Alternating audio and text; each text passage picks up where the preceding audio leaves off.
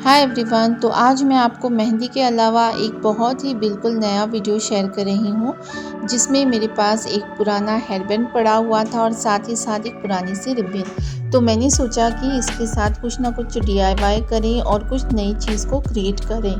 तो यहाँ पर मैं हेयरबैंड को बिल्कुल नए तरीके से क्रिएट कर रही हूँ। तो इसके लिए मैंने पुराने हेयरबैंड के ऊपर थोड़ा सा फैब्रिक ग्लू यूज़ कर लिया है। उसके साथ मैंने अच्छे से इस रिबन को कवर कर लिया है। तो अच्छे से हमें कवर करने के बाद एंड पर थोड़ा सा ग्लू और लगाने के बाद इसे मैं अच्छे से सिक्योर कर दूंगी। अब आप देख सकते हो ये रिबन पूरे अच्छी तरीके से हेयरबैंड के ऊपर कवर हो चुकी है। अब साथ ही साथ एक ब्रॉच है, तो इस ब्रॉच को मैं इसके ऊपर स्टिक कर दूंगी और उसके लिए यहाँ पर मैं ये फैब्रिक का यूज़ कर रही हूँ। ये वेलवेट का फैब्रिक है, जो बहुत पहले मैंने एक ड्रेस सिया हुआ था तो उससे बचा हुआ फैब्रिक है। तो मैं इस तरीके से जो भी पुरानी चीज़ें होती है कभी भी नहीं फेंकती, तो इन चीज़ों को मैं इसी तरीके से स्टोर करके रखती हूँ, क्योंकि इसका कहीं ना कहीं हमें यूज़ होता है। तो आप भी बिल्कुल इसी तरीके से जो भी आपकी पुरानी चीज़ें होंगी फेंकने के बजाय कहीं ना कहीं उसका यूज़ करें और स्टोर करके आप रखें, तो कभी ना कभी उसका यूज़ ज़रूर होता है। तो इस ब्रॉच का एक पर्ल निकला हुआ है, तो यहाँ पर थोड़ा सा मैं ग्लू लगाते हुए इसे स्टिक कर दूँगी। तो यहाँ पर मैं एक बहुत ब्यूटीफुल हेयरबैंड बना रही हूँ। तो ज़रूरी नहीं है कि इस तरीके से चीज़ें अगर हमारे पास पड़ी हो, टूटी हो, तो हम क्या करते हैं अक्सर फेंक देते हैं। तो फेंकने के बजाय आप उसका रीयूज़ कर सकती हो। और इस ब्रॉच की मैं बात बताऊं तो ये ऑलरेडी मेरे पास एक हेयरबैंड था, तो हेयरबैंड के ऊपर ये ब्रॉच स्टिक हुआ था। तो बस ये टूट गया था, तो टूटने के बाद मैंने इसे उसी तरीके से संभाल कर रखा हुआ है। अब मैंने सोचा कि इसका यूज़ करते हुए एक बिल्कुल नया हेयरबैंड मैं तैयार करूं। तो यहाँ पर आप देख सकते हो, अब ये ब्रॉच मैंने इसके ऊपर स्टिक कर दिया है हेयरबैंड के ऊपर।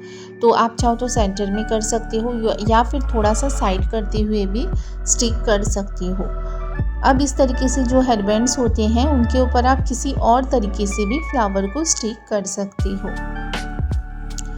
उसके बाद यहाँ पर ये 2 सर्कल्स हैं, तो उसे मैं साइड में स्टिक कर दूंगी और सेंटर में जो मैंने पीस कट किया हुआ है उसे यहाँ पर अच्छे से स्टिक करूँगी, ताकि ये अच्छे से सिक्योर हो जाए।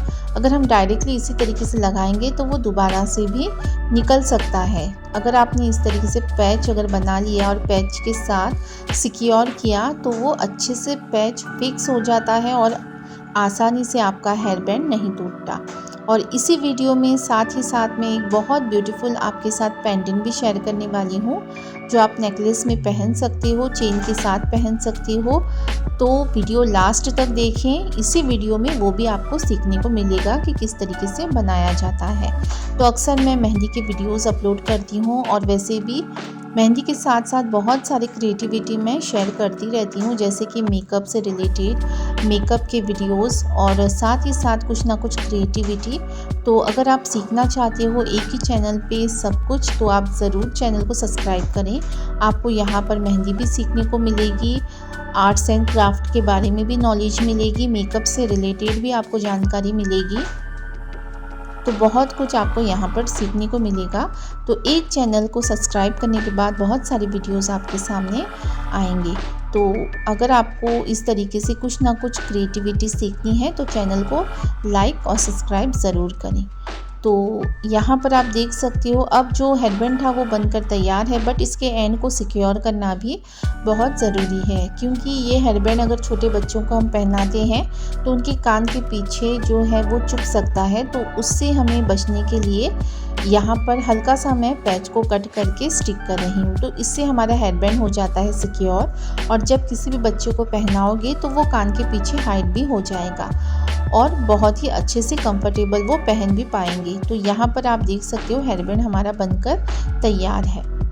तो इसके बाद अब हम यहाँ पर एक बहुत ब्यूटीफुल पेंडेंट भी बनाएंगे, तो चलिए वो भी वीडियो यहाँ पर देखते हैं। तो इसके लिए यहाँ पर ये है हमारे पास कैनवस पेपर। तो कैनवस पेपर के ऊपर मैं यहाँ पर एक जो गुड्डी है, तो हम लोग इसे गुड्डी कहते हैं, आप क्या कहते हैं पता नहीं, जैसे किसी भी जो बाम की बॉटल वगैरह होती है उसके ऊपर, या फिर कोई भी ऐसे कवर जो होता है ढक्कन, तो उसके साथ में यहाँ पर 2 सर्कल्स को ड्रॉ कर रही हूँ। और साथ ही साथ एक है सैटिन का फैब्रिक थिक वाला, तो उसके साथ बिल्कुल 2 सर्कल सेम मैं अगेन यहाँ पर कट कर रही हूँ। तो ये दो मैंने इसलिए कट किए हैं, आपको इस वीडियो में समझ में आएगा, साथ ही साथ बता भी दूंगी।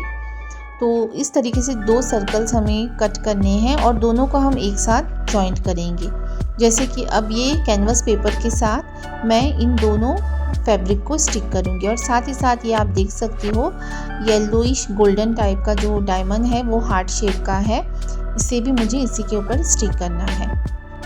तो यहाँ पर मैंने दोनों को आपस में जॉइंट कर दिया है और स्टिक करने के बाद अब मैं यहाँ पर छोटे से ढक्कन के साथ इसका सर्कल थोड़ा सा छोटा बना रही हूँ, क्योंकि वो वाला जो सर्कल है वो मुझे बहुत ज़्यादा बड़ा लगा, तो थोड़ा सा हम इसे छोटा बनाएंगे।